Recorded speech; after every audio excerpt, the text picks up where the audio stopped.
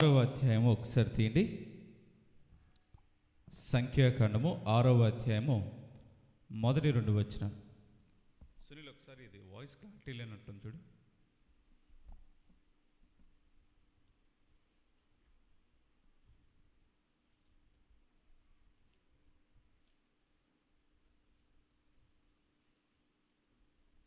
సంఖ్యాకాండము 6వ అధ్యాయము మొదటి 2 వచనాలు కనుక చూసినట్లయితే నేను చదువుతాను, గమనించండి. మరియు యెహోవా మోషేకి ఇలాగ సెలవిచ్చెను, నీవు ఇశ్రాయేలుతో ఇట్లనుము, పురుషుడే కానీ స్త్రీయే కానీ యెహోవాకు నాజీరుడగుటకు ఎవరైనను మొక్కుకొని తన్ను తాను ప్రత్యేకించిన కొనిలా వాడు ద్రాక్షారసమైనను మద్యమునైనను మానవలెను. ఇక్కడ ఒక మాట కనపడుతుంది, దానికి అర్థం కూడా ఇచ్చారు. కింద చూడండి, ప్రత్యేకముగా నుండుట. నాజీరు ప్రత్యేకముగా నుండుట. ఈరోజు ఎవరు ఈ నాజీరు అనేటువంటి అర్థానికి ఉన్నటువంటి మీనింగ్ ఏంటో చూసి ఎవరెవరు ఈ బైబిల్ గ్రంథంలో నాజీరు చేయబడ్డారు, వారి యొక్క ప్రత్యేకత ఏంటో చూద్దాం. నాజీరు అనగా ప్రియులారా, ప్రత్యేకంగా ఎన్నుకొనబడినటువంటి ప్రజ లేదా ఒక జనాంగం అనొచ్చు, లేదా ఒక వ్యక్తి అని కూడా అనొచ్చు. నాజీరు చేయబడుట. చూడండి, ఈ లోకంలో ఎంతోమంది ప్రజలు ఉన్నప్పటికీ కొంతమందిని ఆయన ప్రత్యేకముగా ఎన్నుకున్నాడు. దేవుని వాక్య ప్రకారం చూడండి, జగత్తు పునాది వేయబడక మునిపే క్రీస్తులో మనల్ని ఎన్నుకొనెను. అంటే ఒక స్పెషాలిటీ ఉంది మనలో. ఏమిటది అంటే క్రీస్తు బిడ్డలుగా మారడం. అదే స్పెషాలిటీ.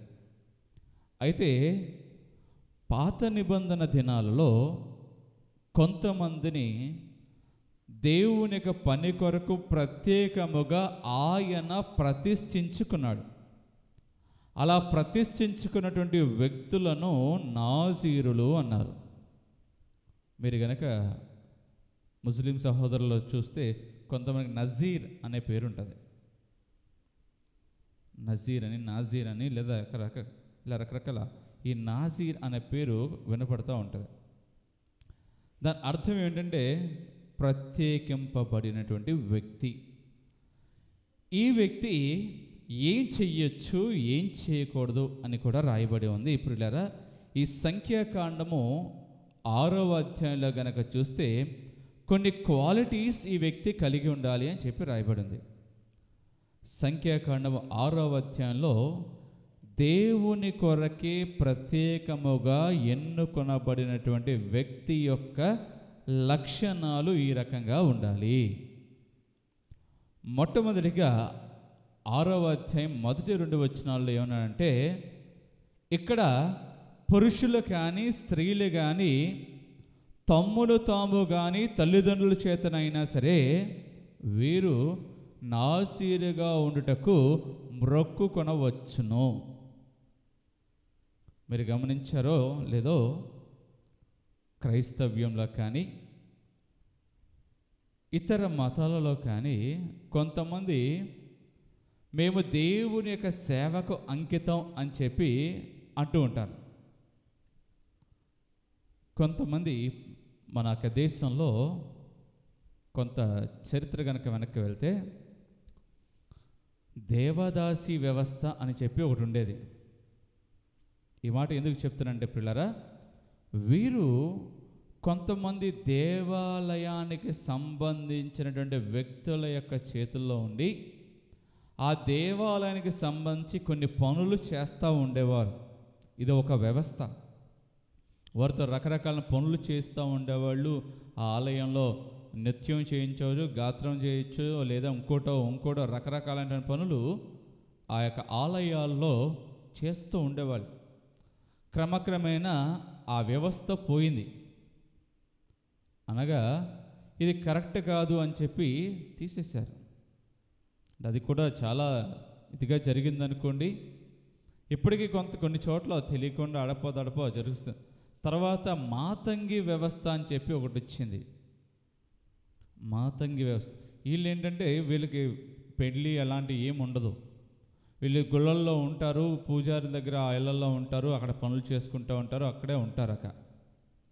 ఇలా రకరకాల వ్యవస్థలు ఇక దేశంలో నడిచాయి.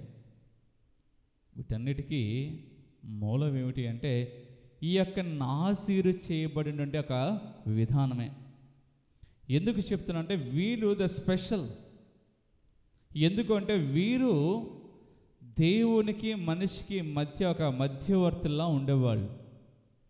అనగా వీరు ఏం చేసినా సరే దేవాలయంలో ఉండేవాళ్ళు. దేవునితో పాటే అంటే వాళ్ళకి అనిపించినది లేదంటే వాళ్ళకి ఇచ్చినట్టు చేసేవాళ్ళు కాదు. ఇది దేవుడి చిత్తమా కాదా అని తెలుసుకొని చేసేవాళ్ళు.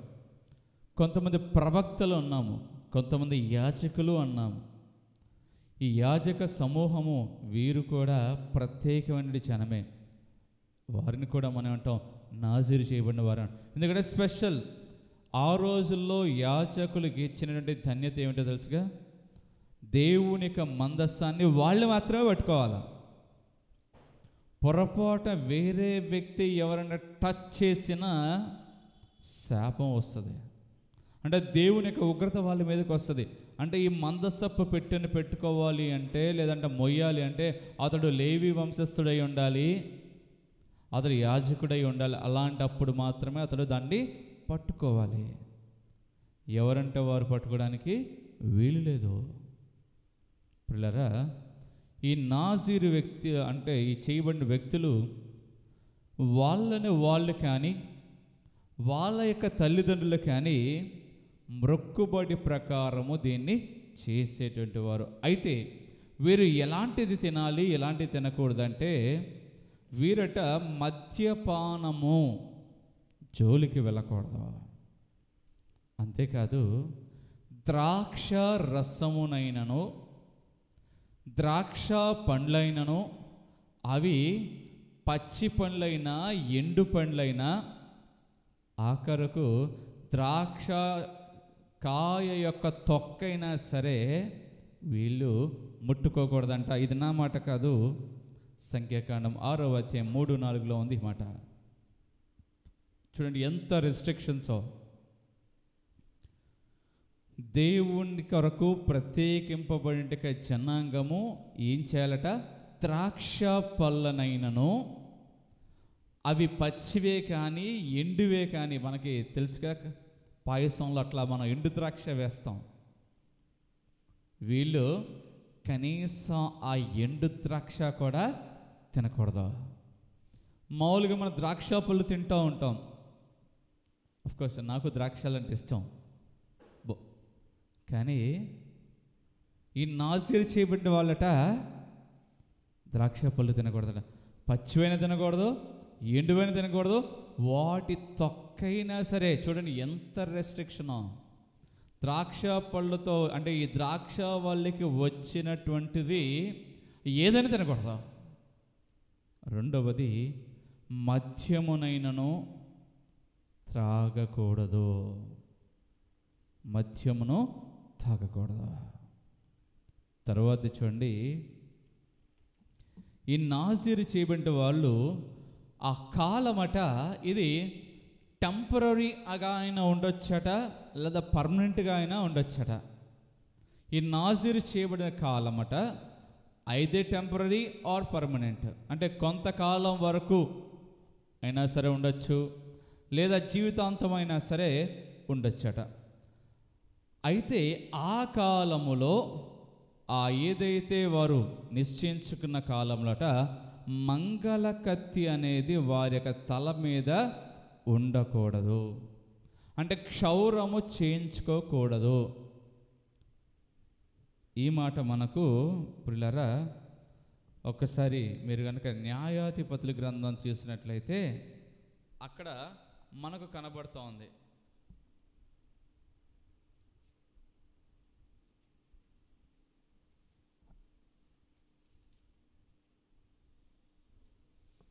న్యాయాధిపతులు 13వ అధ్యాయము 7వ వచనం చూడండి. ఆలకించుము, నువ్వు గర్భవతివై కుమారునికే గాని కుమారుని కందువు, కాబట్టి నీవు ద్రాక్షారసమే కానీ మద్యమే కానీ త్రాగకుండుము, అపవిత్రమైన దేనినైనను తినకుండుము. ఆ బిడ్డ గర్భమున పుట్టినది మొదలుకొని చనిపోవు వరకు దేవునికి నాచీరు చేయబడిన వాడై ఉండవను అని వారితో చెప్పి ఏమన్నాడు చూడండి.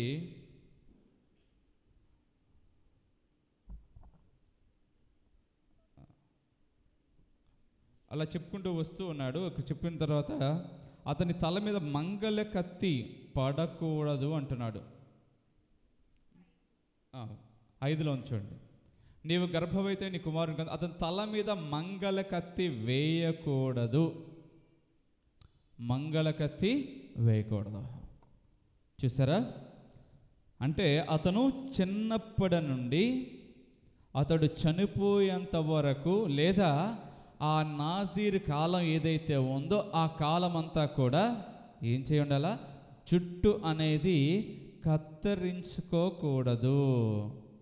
అంటే ఎంత కేర్ఫుల్గా దేవుడు చూస్తున్నాడో చూడండి. అంటే అతను బట్టల విషయమే కాదు, జుట్టు విషయం కూడా చాలా కేర్ఫుల్గా ఉన్నాడు. అంటే వస్త్రధారణే కాదు, మన యొక్క ఆకారము కూడా చాలా గంభీరంగా కనపడు. అందుకని చూడండి పిల్లరా, ప్రభుని యేసుక్రీస్తు కూడా నాజీరు చేయబడిన వ్యక్తి కాబట్టి ఆయనకి ఏముండదు? పొడవాటి జుట్టు, గడ్డం. అంటే మంగళ కత్తి అనేది ఆయన మీద పడలేదు. అంతేకాదు పిల్లరా, ఈ వ్యక్తులు ఏదంటే అది తినకూడదు. అపవిత్రమైనదేదైనానో వీరు తినకూడదు. ఇక్కడ మనం కంపేర్ చేసుకుందాం. మనల్ని దేవుడు ప్రత్యేకంగా పిలిచినప్పుడు మనము ఎలాంటివి చెయ్యాలి, ఎలాంటివి చేయకూడదు. మొట్టమొదటిగా అన్నాడు కదా, వీరు మద్యమునైనను ద్రాక్ష పళ్ళైనను తినకూడదు అన్నాడు. ఎందుకు అంటే ఇవి మత్తునిచ్చేటువంటి పదార్థాలు. మనం ఆలోచన చేద్దాం పిల్లరా, దేవుడు ఎందుకు వీటిని రెస్ట్రిక్ట్ చేశాడు, ఎందుకు వీటిని వద్దన్నాడు అంటే ఇవి హేయమైనవిగా దేవుడు చూశాడు. అంటే దేవునికి ఈ బిడ్డలు ప్రత్యేకంగా ఉండాలి, వీరి ఇటు జోలికి వెళ్ళకూడదు. మనం ఇవాళ ఆల్కహాల్ అంటున్నాము, కానీ ఆ రోజుల్లో ద్రాక్షారసం, ఇది మద్యం, అంటే పులిసినటువంటి ద్రాక్షారసం. ఈ పులిసినటువంటి ద్రాక్షారసం ఏంటంటే మద్యము, ఓకే, వైన్ అంటాం కదా అది. దీనివల్ల మత్తు వస్తుంది, మత్తులై ఉంటారు. అంటే మద్యముతో మత్తులు అంటే దాని అర్థం ద్రాక్షారసాన్ని సేవిస్తే మత్తులో ఉంటారు. సో ఈ ప్రత్యేకింపబడిన వ్యక్తి ఎవరైతే విన్నారో వీళ్ళు మద్యపాన జోలికి వెళ్ళకూడదు. ఇక్కడ ఆలోచన చేద్దాం. క్రైస్తవులు అని చెప్పబడి వారు, మేము దేవుణ్ణి తెలుసుకున్నామనేటువంటి వారు ఎంతమంది దీనికి దూరంగా ఉన్నారు? క్రైస్తవుల్లో చాలామంది మద్యపానం చేసేవాళ్ళు చాలామంది ఉన్నారు. మరి ఏం మార్చింది ఈ దేవుని వాక్యం? దేవుని వాక్యం అలాంటి చేయనేయకూడదు అంటే వీరు చేస్తూ ఉన్నారు. తరువాత ఏదంటే అది తినకూడదు అన్నారు. ఎందుకంటే చూసారుగా, పండుదే కానీ ఎండుదే కానీ తొక్కైనా సరే తినకూడదు అంటే అపవిత్రమైన ప్రతి పదార్థము కూడా తింటూనే ఉంటారు. మీకు విషయం తెలియచేయాలి. బైబిల్ ప్రకారం నెమర వేస్తూ నెమర వేయలేక గెట్టలు వెనక్కున్నటువంటి వస్తువుని తినకూడదు అని చెప్పి రాయబడింది. అంటే అది పంది ఏదైతే ఉందో పోర్క్ అంటాం కదా, బైబిల్ ప్రకారం పంది మాంసాన్ని తినకూడదు. అలాగే రక్తాన్ని తినకూడదు. కానీ కొన్ని సందర్భాల్లో చాలామంది రక్తాన్ని తింటారు. ఈ యొక్క మాంసాన్ని భుజిస్తారు. బందర్ రోడ్లోనే పెద్ద షాప్ చూశాను నేను, పోర్క్ షాప్. దేవుణ్ణి పెట్టాలని చెప్పుకునేటువంటి కొంతమంది కూడా పోర్క్ తింటారు. ఇది దేవుని దృష్టిలో హేయమైందని చెప్పినప్పుడు తింటూ ఉంటారు. అలాగే కొంతమంది ఏవైతే దేవుడికి ఇష్టం లేదో అలాంటి పనులే చేస్తూ ఉన్నారు. కాబట్టి పిల్లరా, మనం ఆలోచన చేద్దాం. దేవునికి అయిష్టమైన పని ఏది మన జీవితంలో జరుగుతుందో,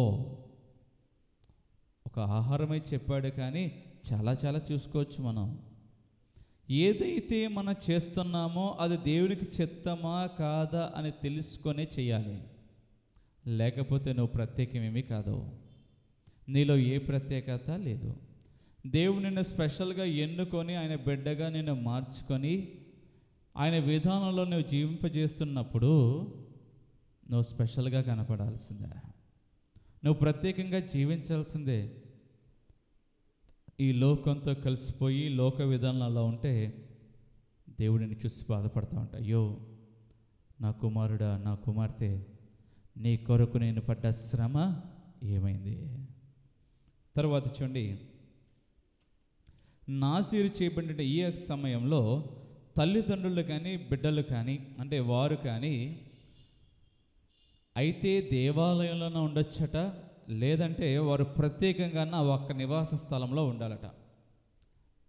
ఎందుకు అంటే వీరికి ఈ లోకపరమైనటువంటి వాటి మీద ఆశ అనేది ఉండకూడదు అని చెప్పి ఇలా ప్రత్యేకంగా ఉంచారట. అందుకని హన్నా ఏం చేసిందంటే మొదటి సమూయేలు గ్రంథంలో 1వ అధ్యాయం 9 నుంచి 11 వరకు దేవాలయములో విడిచిపెట్టేసింది. మీరు గమనించినట్లయితే మొదటి సమూయేలు గ్రంథము 1వ అధ్యాయం 9, 11 వచనాల్లో హన్నా దేవాలయంలో సమూయేలును విడిచిపెట్టిన తర్వాత ఏం చేశాడు? అతను దేవాలయంలోనే ఉన్నాడు. ఎక్కడికి వెళ్ళా, దేవాలయంలోనే పెరుగుతూ వచ్చాడు. అదే కనుక వేరే ఎక్కడికైనా వెళ్ళుంటే మరి ఆయన ఎలా ఉండేవాడో మనకు తెలియదు, కానీ దేవాలయంలోనే ఉన్నాడు కాబట్టి ఆయన ధ్యాస అంతా ఎక్కడుంది? దేవుని మీద ఉంది. దేవుని యొక్క దేవాలయం ఊడ్చుకోవడం అని నేను అనుకుంటున్నా. దేవాలయం ఓడవడం కావచ్చు, లేదంటే అక్కడ చేసేటువంటి పనులకు సంబంధించిన వాటివి ప్రతి పనిలో ఇతను పార్టిసిపేట్ చేస్తూ ఉండొచ్చు. అక్కడికి వచ్చేటువంటి వారికి ఏదన్నా అవసరమైతే అది సంధిస్తూ ఉండొచ్చు, లేదా ఆ యాజకుడికి సహాయకుడిగా ఉండుండొచ్చు ఏలీకి. ఇలా అనేకమైన పనుల్లో అతనికి తెలియకుండానే దేవుడు తర్ఫీదిస్తూ ఉన్నాడు. అంటే నెక్స్ట్ రాబోయేది నువ్వే అని దేవుడు అతనికి చెప్పకుండానే ఈ పనులన్నింటినీ కూడా అతనికి నేర్పించేశాడు. అలా నేర్చుకోవాలంటే బయట ఉంటే కుదరదుగా, అక్కడే ఉండాలి. ఎవరు ఏ అక్కరతో వస్తారో తెలియదు, ఏ అవసరంతో వస్తారో తెలియదు, వారి కొరకు అందుబాటులో ఉండాలి. ఆ దినాల్లో ప్రియులారా యెరూషలేములోనికి దేవాలయానికి ప్రతిరోజు తిరణాలే. ఎందుకు నేను ఈ మాట అన్నానంటే, సంవత్సరంలో ఒక్కసారైనా సరే ఆ దేవాలయంలో కనబడాలి అని చెప్పి చుట్టుపక్కల ఉండే ఊర్లలో వాళ్ళందరూ కూడా అక్కడికి వెళ్తూ ఉండేవాళ్ళట. అందుకనే ఒక్కరోజే అనే కాదు, సంవత్సరంలో 365 రోజులు ఎవరో ఒకళ్ళు వెళ్ళి అక్కడ కూర్చోవడం, ప్రార్థన చేసుకోవడం, వెళ్ళిపోవడం. అంటే అక్కడ కొంత సమయాన్ని గడపడానికి వచ్చేవాళ్ళు. ఒకరోజో 2 రోజులో. మనకి పిలిగ్రిమ్ ప్లేసెస్ అని కొన్ని ఉన్నాయి, చూశారు. కొంతమంది ఇక్కడ మనకి గుణదల చర్చ్ ఉంది కదా, ఎక్కడెక్కడి నుంచో వస్తారు, ఇక్కడ గడుపుతారు. ఒక రోజో 2 రోజులో ఉండి వెళ్ళిపోతూ ఉంటారు. అంటే ఈ ఒక్క ఆదివారమే ఓపెన్ చేస్తారు అంటే కాదు, 360 రోజులు చర్చ్ ఓపెనే ఉంటుంది. అంటే నేను దీన్ని గురించి చెప్పడం కరెక్ట్ కాదు, నాకు తెలియదు. కానీ ఆ రోజుల్లో దేవాలయం 360 రోజులు ఓపెన్లో ఉండేదట. అంటే ఇక్కడ ఎప్పుడు జనాలు వస్తూ పోతూ ఉండేవాళ్ళు, ఎప్పుడు రద్దీతో ఉండేది. ఇదే అనుకుంటా అన్య మతాల్లో కూడా వాళ్ళ దేవాలయాలన్నీ కూడా ఓపెన్ చేసి పెట్టేశారు. ఒకప్పుడు కొన్ని పండగలకి కొన్ని గుళ్ళు ఓపెన్ చేసేవాళ్ళు, కానీ ఇవాళ అన్ని గుళ్ళు అన్ని రోజులు ఓపెన్. చూడండి, ఇవన్నీ కూడా బైబిల్ నుంచి కాపీ చేయబడినవే, వీరికి స్పెషల్గా ఏమి లేవు, అన్నీ ఇక్కడి నుంచే తీసుకున్నారు. అలాగే చూడండి, ఈ ప్రత్యేకింపబడిన వ్యక్తులట ప్రత్యేకమైన అర్పణలు అర్పించేవారట. ఈ మాట మనకు సంఖ్యాకాండం 6వ అధ్యాయం 21వ వచనంలో ఉంది. ప్రత్యేకమైన అర్పణలు. ఏమిటి ప్రత్యేకమైన అర్పణలు అంటే నిర్దోషమైనవి మరియు వారి యొక్క జీవితాలను దేవుని కొరకు సమర్పించుకునేటువంటి వారు. చూడండి, మీరు కనుక సమూయేలు జీవితాన్ని కానీ అలాగే సంసోను యొక్క జీవితాన్ని కానీ మీరు చూస్తున్నట్లయితే ఇద్దరు వ్యక్తులు మనకు కనపడుతున్నారు. ఇద్దరు కూడా దేవుని చేత నాచీరు చేయబడ్డ వ్యక్తులు. అయితే ఒక వ్యక్తి ఇహలోకపరమైనటువంటి ఆశలకు లోబడి నశించిపోయినటువంటి వ్యక్తి. మరొక వ్యక్తి ఏమో దేవునితోనే నడుస్తూ దేవుని చేత ఎన్నుకొనబడినటువంటి రాజులను కూడా అభిషేకించేటువంటి ఆధిక్యత కలిగినటువంటి వ్యక్తి. అంటే దేవుడికి ఇష్టడుగా కనుక నీవు జీవిస్తూ ఉంటే ఇహలోక రాజ్యాలు కాదు, అధికారం అవన్నీ కూడా నీ చేతి కింద ఉంచేలా చేస్తాడు. దానికి సాదృశ్యంగా సమూయేలు ప్రవక్తను పెట్టాడు. ఈ లోకపరమైన వాటికి గనక మనం లోనైపోయి వాటికి గనక మనం ఆశపడినట్లయితే మనకు జీవితం నాశనం అయిపోతుంది అని చెప్పడానికి సంసోను యొక్క జీవితాన్ని పెట్టాడు. పిల్లరా, బైబిల్లో ఇంకొక వ్యక్తి కూడా ఉన్నాడు, నాజీరు చేయబడిన వ్యక్తి. ఆయన ఎవరో కాదు, బాప్టిజం ఇచ్చు యోహాను. ఈయనలో ఉన్నటువంటి ప్రత్యేక క్వాలిటీస్ కూడా చూడండి. అడవిలో ఉండేవాడు, అరణ్యములో ఉండేవాడు, అడవి తేనెయు మెడతలు తినేవాడట. ఒంటె రోమాలను చర్మమును తనకు బట్టలుగా ధరించేవాడు. అయితే దేవుని యొక్క మార్గంను సరళము చేయుటకు ముందుగా పంపబడినటువంటి వ్యక్తి. ప్రభుని యేసుక్రీస్తు గురించి వార్తను తెలియచేయడానికి ముందుగా దేవుని చేత పంపబడిన ఒక వ్యక్తి ఈ బాప్టిజం ఇచ్చు యోహాను. ఆయన అంటాడు కదా, యోహాను సువార్తలో ఉంది ఈ మాట. ఆయన వచ్చి నువ్వు నాకు బాప్టిజం ఇచ్చు, యోహాను దగ్గరికి వచ్చి నువ్వు నాకు బాప్టిజం అంటే ఆయన అంటాడు, నీ చెప్పుల కాల యోరుని తిప్పటికైనా నాకు అర్హత లేదు. అంటే చూడు ఎంతగా ఆయన తగ్గించుకున్నాడంటే, మనం ఇవాళ బెల్ట్ చెప్పులు వేసుకుంటున్నాం కదా, వేసుకుంటున్నారుగా, ఆ రోజుల్లో కూడా ఆ టైప్ ఆఫ్ చెప్పులు అంటే ఆ తాళ్ళతోనో లేదంటే మా లెదర్ అంటే తోలుతో చేసేటండి, అదంతా కూడా విప్పదీసినట్టుగా కొంచెం కట్టుకున్నట్టుగా ఉండేయటం. ఆ యోర్ అంటే ఆ వేరు ఏదైతే ఉందో అది తీయడానికి కూడా నాకు ఎలిజిబిలిటీ లేదు. అంటే ఆ చెప్పులను పట్టుకోవడానికి కూడా నేను పాత్రుణ్ణి కాను. అలాంటి నా దగ్గరికి నువ్వు రావడం ఏంటి? నువ్వు దేవుని కుమారుడివి, నేను నీకు బాప్టిజం ఏంటి అని అడిగితే ప్రభువైన యేసుక్రీస్తు వారు ఒక మాట అన్నారు కదా, సమయము ఇలా వచ్చింది కానీ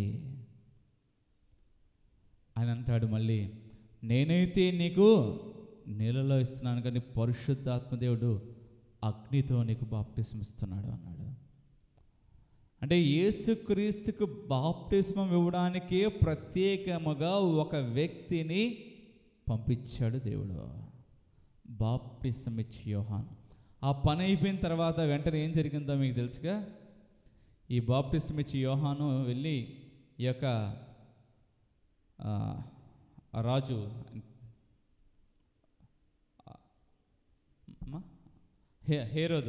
హేరోదు దగ్గరికి వెళ్ళి, అయ్యా నువ్వు చేస్తుంది ఇది కరెక్ట్ కాదు, నువ్వు చాలా తప్పు చేస్తున్నావు అని చెప్పినప్పుడు చాలా దిగులుగా ఉంటాడు. ఈ విషయము ఆ రాణికి తెలిసి, ఈ బాప్టిజం ఇచ్చి యోహాను గనక ఇలాగే వదిలేస్తే ఇతడు మన పనికి అడ్డు తగులుతూ ఉంటాడు, ఇక లాభం లేదు, అతను ఎలాగైనా సరే చంపించేసేయాలని చెప్పి డిసైడ్ చేస్తూ రాజుగారి బర్త్డే రోజున, మనం ఇవాళ బర్త్డే సెలబ్రేషన్ గ్రాండ్గా చేసుకుంటున్నాంగా, ఆ రోజుల్లో కూడా చేసుకునేవాళ్ళు.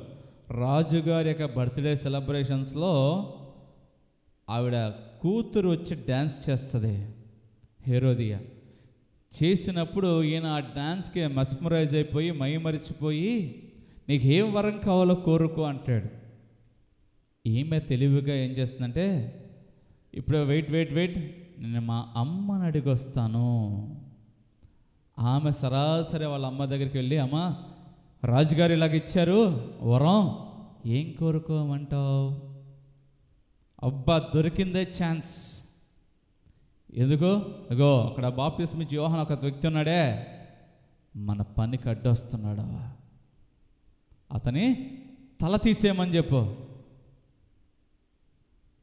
ఈ అమ్మాయి తెలిసి అడిగిందో తెలియక అడిగిందో తెలియదు, కానీ వాళ్ళ అమ్మ చెప్పింది. ఈ అమ్మాయి వచ్చి రాజుగారి దగ్గరికి వచ్చి, ఆ బాప్టిజం ఇచ్చి యోహాను యొక్క తల కావాలి నాకు అంది. ఒక్కసారిగా కినుడైపోయాడు రాజు. ఇదేంటి తల? ఏదో నగలు అడుగుతారో లేదంటే ఇంకోటి అడుగుతారో అనుకుంటే, యాజకుడి తల అడిగింది ఏమిటి?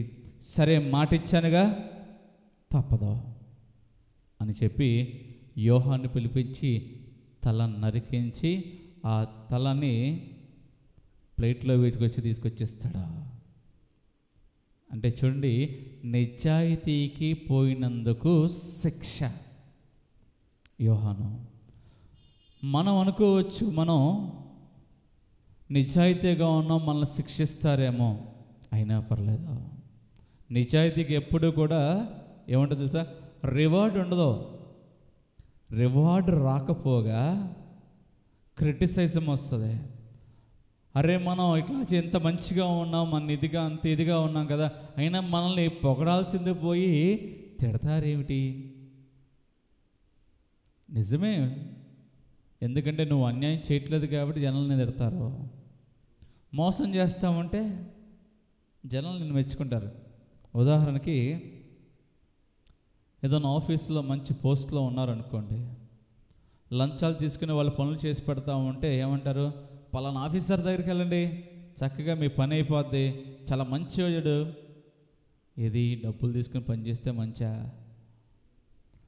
అదే ఫైల్ ఉంది, ప్రాపర్గా ఉంది, ఈయన ఏ డబ్బులు తీసుకోకుండా పని చేస్తాడు, ఓకే. కొంతమంది ఉంటారు నిజాయితీ పరులు, ఏ చిన్న లోపాలు ఉన్నా సరే దాన్ని రిజెక్ట్ కొడతా ఉంటారు. ఇది కరెక్ట్గా లేదు, ఈ డాక్యుమెంట్స్ ఇవి బాగాలేవు, అవి బాగాలేవు, సరి చేసుకొని రండి మళ్ళీ పంపిస్తాను. అలాంటి వాళ్ళు ఏమంటారు? అతను చాలా స్ట్రిక్ట్ అండి బాబు, అసలు పనే చేయడు.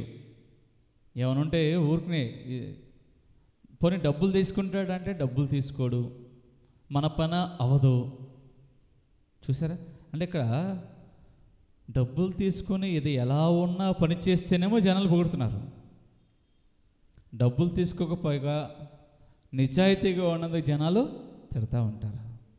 అందుకనే నిజాయితీ ఎప్పుడూ కూడా క్రిటిసిజంని ఎదుర్కోవాల్సిందే. అందుకనే మత్తయి సువార్తలో ఉంది కదా, నీతి నిమిత్తము జనులు మిమ్మల్ని నిందించి హింసించి మీ మీద చెడ్డ మాటలల్లా పలుకున్నప్పుడు మీరు ధన్యులు.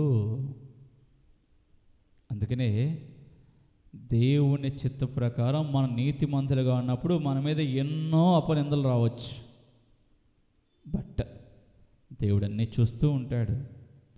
చూస్తూ చూస్తూ ఏదో ఒకరోజు తగిన ఫలితాన్ని ఇస్తాడు. ఈ జనాభా అనుకుంటారు మనం ఎవరికి తెలియకుండా మనం బాగా సంపాదించాం కదా, ఎవడో ఒకడు ఉంటాడు, వాడికి కడుపు రగిలిపోయి ఏం చేస్తాడు, ఏసీబీ వాళ్ళకి పట్టిచ్చేస్తాడు అంతే. అప్పుడు వరకు సంపాదించుకున్నదంతా కూడా ఏం చేయాల్సి వస్తుంది? గవర్నమెంట్ హ్యాండ్ ఓవర్ చేయాల్సి వస్తుంది. ఎవరైతే నీతి నిజాయితీగా ఉన్నాడే వాడు ధైర్యంగా ఉంటాడు. కాబట్టి పిల్లరా, దేవుని నమ్ముకున్నందుకు మనం ఎప్పుడు కూడా సిగ్గుపడాల్సిన పని లేదు, భయపడాల్సిన పని లేదు, అధైర్యపడాల్సిన పని అంతకంటే లేదు. ఈ ధైర్యం క్రీస్తులో ఉన్నది. అలాగే ఈ జీవగ్రంథంలో ప్రత్యేకంగా ఉన్నటువంటి వాళ్ళు మరి కొంతమంది ఉన్నారు. వాళ్ళ పేర్లు చెప్తాను చూడండి. మొట్టమొదటి వ్యక్తి మోషే, ప్రత్యేకంగా ఉన్నటువంటి వ్యక్తి. ఎందుకు ప్రత్యేకం ఉన్నాడంటే ఇశ్రాయేలు ప్రజలను నాయకుడిగా నడిపించడానికి దేవుని చేత ఎన్నుకొనబడినటువంటి వ్యక్తి. రెండవ వ్యక్తి యెహోషువ. మోషే తర్వాత అటువంటి నాయకత్వాన్ని అప్పగించింది ఎవరికి అంటే యెహోషువకి. తరువాత చూడండి, ఆదికాండంలోనే మనకి అబ్రహామును దేవుడు ఎన్నుకున్నాడు. ఆయనలో స్పెషాలిటీ. ఆ తర్వాత ఇస్సాకును ఎన్నుకున్నాడు, యాకోబును ఎన్నుకున్నాడు, కానీ ఏశావును ఎన్నుకోలా. అంతేకాదు ఈ యాకోబు కుమారులో యోసేపును ఎన్నుకున్నాడు, కానీ మిగతా ఎవరిని ఎన్నుకోలా. ఒక్కొక్కరిని చూడండి స్పెషల్గా పిక్ చేసుకుంటున్నాడు దేవుడు. అలాగే సౌలు రాజుని ఎన్నుకున్నాడు, కానీ సౌలు యొక్క కుమారులను దేవుడు ఎన్నుకోవాలా రాజుగా. ఎవరిని ఎన్నుకున్నాడు? గొర్రెల కాపరి అయినటువంటి యెషయి కుమారుని అయినటువంటి దావీదుని ఎన్నుకున్నాడు. దావీదుకి చాలామంది కుమారులు ఉన్న. అబ్షాలోము చాలా అందగాడట. అలాగే కొంతమంది చాలామంది దావీదు కుమారులు ఉన్నారు. వీళ్ళెవ్వరిని దేవుడు ఎన్నుకోలా, సొలొమోను మాత్రమే ఎన్నుకున్నాడు. ఆ తర్వాత చూడండి పిల్లరా, అనేక సందర్భాల్లో కొంతమందిని దేవుడు స్పెషల్గా ఎన్నుకున్నాడు. ఆఖరిగా నిన్ను నన్ను కూడా ప్రత్యేకంగా దేవుడు ఎన్నుకున్నాడు. ఎన్నుకొని ఏం చేశాడు? ప్రత్యేకంగా నిన్ను జీవించమని అడుగుతున్నాడు. ప్రత్యేకముగా జీవించాలి. దేవుని బిడ్డగా నీవు ఈ లోకములో జీవించాలి. దేవునికి అయిష్టమైనటువంటి పనులు అవి ఏవైనా సరే నీ యొక్క జీవితంలో అవి దూరంగా ఉండాలి. నీ ఆలోచనలు దూరంగా ఉండాలి. దేవుని వాక్యం ఉంది కదా, నరుని ఆలోచనలు బాల్యము నుండి చెడ్డవి. అంటే మనిషి యొక్క ఆలోచనల చిన్నతనం నుంచి చెడు వైపు ఎక్కువ ఉంటుందట. అందుకనే ఎవరైతే క్రైస్తవులుగా మారాము అని చెప్పుకుంటున్నామో వీరు చెడుకు దూరంగా ఉండాలి. ఎప్పుడైతే చెడుకు దూరంగా ఉంటామో దేవునికి దగ్గరగా ఉంటారో, ఎప్పుడైతే దేవునికి దగ్గరగా ఉంటారో వారి జీవితాలు మారిపోతూ ఉంటాయి. దేవునికి అనుగుణంగా వాళ్ళు జీవిస్తూ ఉంటారు. ఆఖరకు దేవుడు మెచ్చేటువంటి బిడ్డలుగా ఉంటారు. ఆయన అంటాడు కదా, ఫల నమ్మకమైనటువంటి మంచి దాసుడా. ఆ మాట అనాలి అంటే చాలా ప్రయత్నం చేయాలి, చాలా కష్టం పడాలి. ఎందుకు? చిన్న చిన్న వాటిలకే మనము తప్పిపోతూ ఉంటాం. చిన్నదైనా పెద్దదైనా దేవుడు పెట్టేటువంటి ప్రతి పరీక్షలో కూడా మనము నెగ్గితేనే దేవుడు మనల్ని మెచ్చుకుంటాడు. పిల్లరా, ఈ లోకంలో ప్రజలు మనల్ని మెచ్చుకోవాల్సిన అవసరం లేదు. మన బంధువులు మనం మెచ్చుకోవాల్సిన అవసరం లేదు. దేవునికి మెప్పు చాలు మనకే. ఎవరైతే మనుషుల యొక్క మెప్పు కొరకు చేస్తారో వాళ్ళు దేవునికి దూరస్తులే. మనుషుల కోసం అయితే మనం చాలా చాలా తప్పులు చేయాల్సి వస్తుంది. మనుషుల కోసం అయితే మనం చాలా చాలా మోసాలు చేయాల్సి వస్తుంది. కానీ దేవుని కోసం అయితే నిజాయితీగా ఉండాల్సి వస్తుంది. కాబట్టి దేవుడు ఎన్నుకునబడినట్టు నువ్వు ప్రత్యేకంగా నీ జీవితాన్ని జీవించాల్సిందే. కాబట్టి దేవుడిచ్చిన ఈ జీవితం నీవు స్పెషల్గా జీవించినట్లయితే ఆశీర్వాదము వెంబడి ఆశీర్వాదం. అందుకనే ఒకసారి సామెతల గ్రంథము తీయండి. సామెతల గ్రంథము 8వ అధ్యాయము.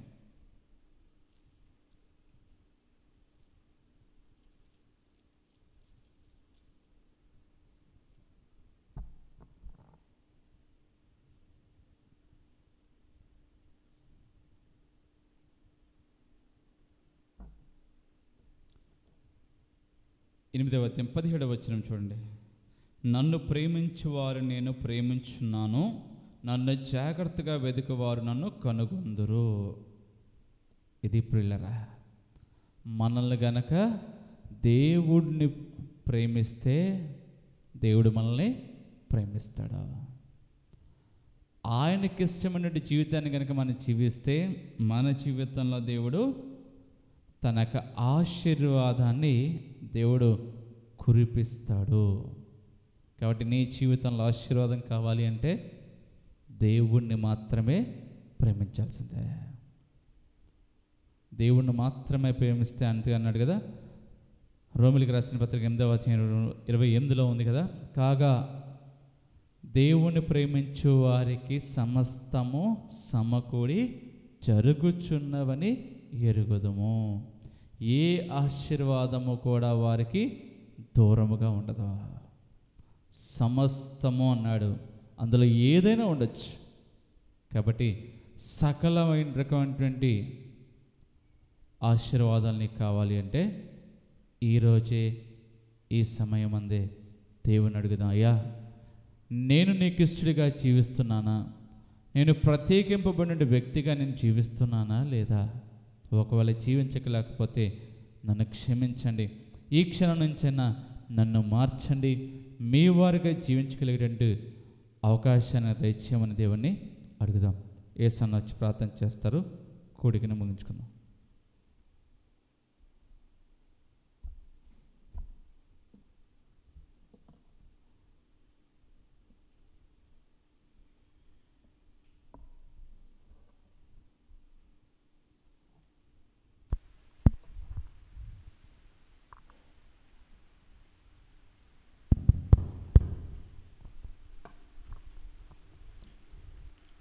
ప్రార్థన చేసుకుందామండి. మహోన్నతుడా, పరిశుద్ధుడా, అద్భుతకరుడా, ఆలోచనకర్త, సైన్యములకు అధిపతి అయిన యెహోవా, మార్పు లేని వాడా, మారని మా ప్రభువా, మీకే వందనాలు, స్తోత్రాలు. అయా, అబ్రహాం, ఇస్సాకు, యాకోబుల దేవా, ఇశ్రాయేలును కాపాడువాడా, మీకే స్తుతులు స్తోత్రాలు చెల్లించుకుంటున్నాం తండ్రి. నాయన, మా పాపముల చేతను అపరాధముల చేతను చచ్చిన వారు ఉన్నప్పుడు మీ ప్రియకుమారుని ద్వారా నన్ను మమ్మల్ని తండ్రి వెదకి రక్షించుకున్నారు ప్రభు. నాయన, మీకే వందనాలు, స్తోత్రాలు చెల్లించుకుంటున్నాం తండ్రి. మాకు నిత్యత్వం పరలోకంలో మీతో పాటు ఉండాలని, నరకం నుండి తప్పించబడాలని ప్రభు, ఆ ప్రభు యేసుక్రీస్తు వారిని లోకానికి రక్షకుడిగా పంపించారు ప్రభు. ఆయన నన్ను మమ్మల్ని ప్రేమించి ప్రభు ఉచితముగా ఆయన రక్షణ భాగ్యాన్ని దయచేశారు ప్రభు. మీ బిడ్డలుగా నన్ను మమ్మల్ని ఆయన మీ ఏర్పాట్లో ఉంచుకున్నందుకే స్తుతులు స్తోత్రాలు చెల్లించుకుంటున్నాం తండ్రి. ఉదయం ఆరాధనలో నాయన మీరు తోడుగా ఉండి నాయన ఇక్కడ ఇంచుపేటలో తోడుగా ఉండి మాట్లాడారు. వందనాలు, స్తోత్రాలు. మీ మాటలతో తండ్రి తృప్తిపరిచారు తండ్రి. వందనాలు తండ్రి. మీ మాటల్లో ఉన్నటువంటి ఔదార్యాన్ని ప్రభు మాకు తెలియజేసినందుకై స్తోత్రాలు చెల్లించుకుంటున్నాను తండ్రి. అయా, మా చెవులను హృదయాలను ప్రభు సిద్ధపాటు చేసుకొని తండ్రి, అయా మీకు లోబడి తండ్రి నాయన మీకు సాక్షులు నిలబడాలని తండ్రి, వాక్యం చేత నాయన కట్టబడి ప్రభు మీలో ఎదిగి ఫలించాలని తండ్రి. నాయన అనుదినము ప్రతి క్షణము తండ్రి మీరు నాతో మాతో నాయన వాక్యాల ద్వారా తను మాట్లాడుతున్నారు తండ్రి. వందనాలు, స్తోత్రాలు. మా బ్రతుకులను ప్రభు మీరు సరిచేస్తున్నారు ప్రభా. మీ వాక్యంలో ఉన్నటువంటి మర్మాలు తెలియజేసి ప్రభా మాలో ఉన్నటువంటి ప్రభు మీకు ఏమేటువంటి ఆయాస్కరమైనటువంటి తీసుకేసుకోవాలని ప్రభా ప్రతిరోజు ప్రభు మీరు వాక్యం ద్వారా మాట్లాడుతున్నందుకై వందనాలు, స్తోత్రాలు చెల్లించుకుంటున్నాను తండ్రి. అయా, ఈ సాయంకాలం సమయం ప్రభు నాయన మరి నా సండే స్కూల్లో మీరు తోడుగా ఉన్నారు. స్తోత్రాలు ప్రభా. యవనస్తులు కూడికి ఆశీర్వదించారు ప్రభా. మీ మాటలతో తృప్తిపరిచినందుకే వందనాలు, స్తోత్రాలు చెల్లించుకుంటున్నాను తండ్రి. ప్రత్యేకమైన జీవితం జీవిస్తూ ప్రభా తండ్రి నాయన మీ బిడ్డలుగా ఉండాలంటే తండ్రి మా క్రియల్లో, మాటల్లో, చూపుల్లో, మా మార్గాల్లో ప్రభా తండ్రి మేము చేసే పనుబాట్లలో ప్రభా తండ్రి మీ ప్రత్యేకింపబడి ప్రభా తండ్రి క్రీస్తు జనాంగంగా ఉండి ప్రభా తండ్రి మేము చే పనులన్నింటిలో ప్రభా తండ్రి నాయన మీకు నాయన సమర్పించుకొని ప్రభా ప్రతి క్షణము తండ్రి మీరు సరి చేసుకున్నట్టుకు మీ కృప అనుగ్రహించమని మీ పాదాలు పట్టి పెడుకున్నాం తండ్రి. ఈ ప్రత్యేకమైన జీవితంలో ప్రభా తండ్రి నాయన అయా తండ్రి మీ దైవజనులను ప్రభు మేము చూసాం ప్రభా తండ్రి. వారి జీవితాలను ప్రభు మేము మాదిరిగా తీసుకొని క్రీస్తుకు మాదిరిగా ఉండి ప్రభా తండ్రి ఈ లోకంలో మమ్మల్ని జీవించేయండి ప్రభా.